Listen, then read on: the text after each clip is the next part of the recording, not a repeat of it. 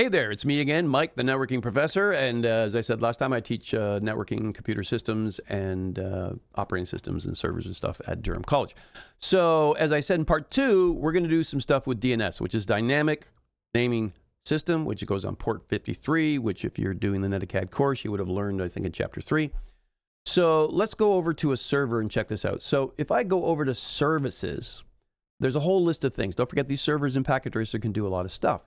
So we're going to go to DNS, and you can see it is off. Now, DNS says, I'm going to be hosting a website and the records for it. And if you want it, you got to talk to me. So we're going to make a website over here, and we're just going to call it lab1.local. Now, the reason we use local is not routable on the internet. You can't find locals. It's for an internal website, okay? Plus, packet tracer will freak out if you do anything else, and suddenly there'll probably be a lab1.com somewhere, right? Now, it says, what address do I live at? Well, we're going to put it on the server, which is 192.168.1.254. So we'll go 192.1. My typos today are just amazing. 192.168.1.254. And we're going to add it. And we have lab.1.local. Now, for anybody to see that website, they need to know where it is. Now, there's another way to do it, but we're not going to do that. So you can see right here, it says, hey, what's my DNS server? Normally when you're home and stuff, you're getting your DNS from your router. Your router's talking to your ISP, your internet service provider, and it's talking to all the other DNS servers in the world, and that's how you find this channel, right? So but we're doing a manually internal generated website. So everybody's got to know where it is. So go 192.168.1.254 because I cleverly labeled it, smart me, and all you got to do is close it. You don't have to like enable or anything like that. Then you go over to the other PC, and then look at that. We need the DNS. 192.168.1.254, and we'll close that. Now, there's a little funny trick. The server needs to know where it's getting its DNS. And in this particular case, it's getting it from itself. So we go to the server and see where it says DNS. If you do this at home or ipconfig or anything, it was usually 2 DNS entries, but for packet tracer, there's just 1. So we go 192.168.1.1, and we are good. Now, if I go up here to one of these servers here, you can go all the way to the fourth 1, 2, 3, 4, 5. Open up a web browser. It takes a couple seconds. And if we go lab.local,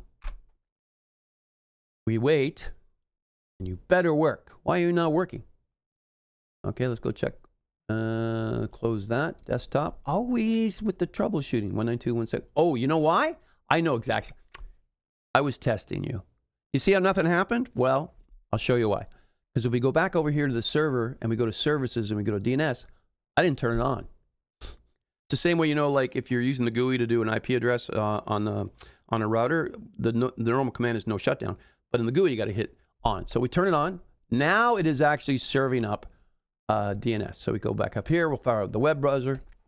And we go, I totally did that on purpose. Lab1.local. There it is. All right, it's got a little Cisco packet tracer website, and we can see it, and perfect. We're going to go over on the second side and do the same thing, but we'll make this lab.2, okay? So go to DNS. I'm going to turn it on right away this time. The IP address, I just got to move over here, and I can check.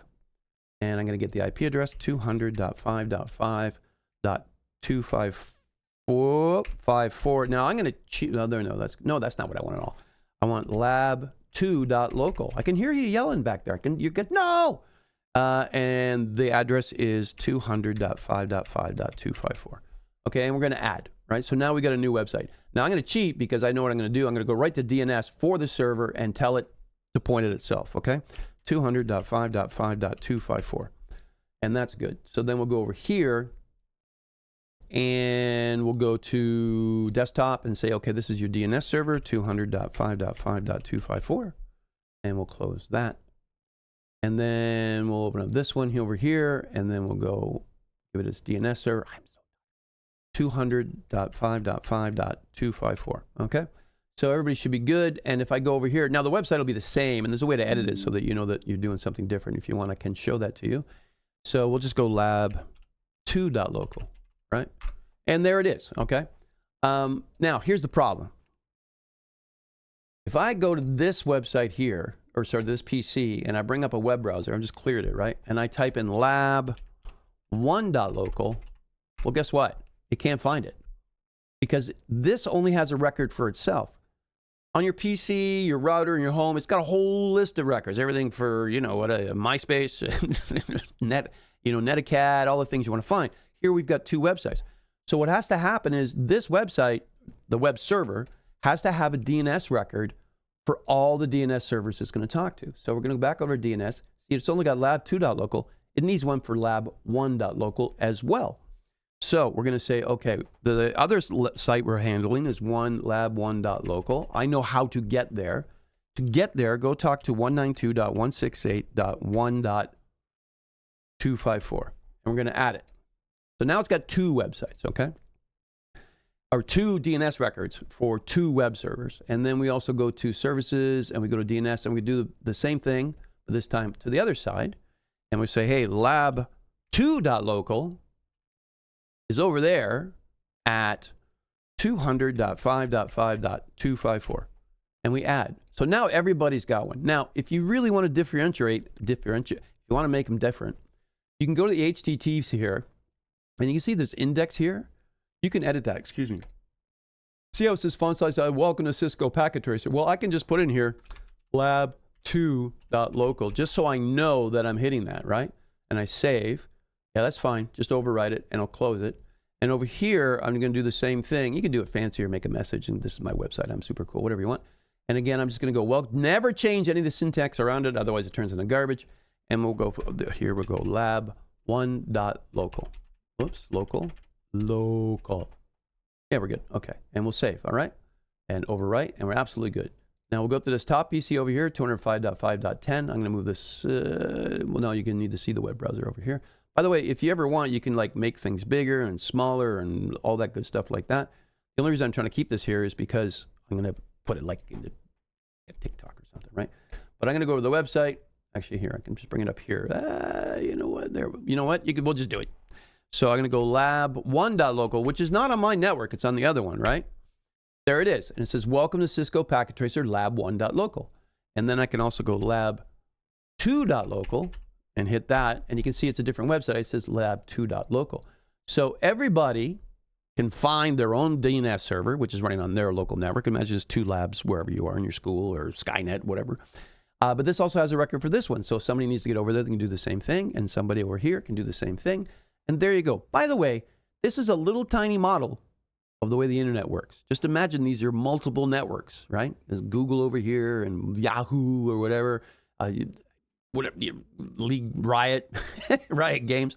And that's basically how the internet works, right? Because everybody knows where their DNS server is. The DNS server has lots of records for everybody, or they get it from somebody else like your ISP. The ISP gets it from other big DNS servers in your region, which go all the way up. And then that's how you get to IP addresses and web addresses all around the world using HTTP, Hypertext Transfer Protocol, which you all remember is on port 80. In the next section, and not tonight because I'm way too tired, I'll do some basic housekeeping on the routers and the switches using CLI, Command Line Interface, which is the iOS that we use for Cisco. Thanks for watching, and feel free to use this lab and feel free to practice with this lab, and I hope it helps you get an idea of how networking and websites and the interwebs work. Don't forget to like and share. And thanks for watching. If you got questions, I'll see what I can do. Leave them down in the comments, okay? See ya.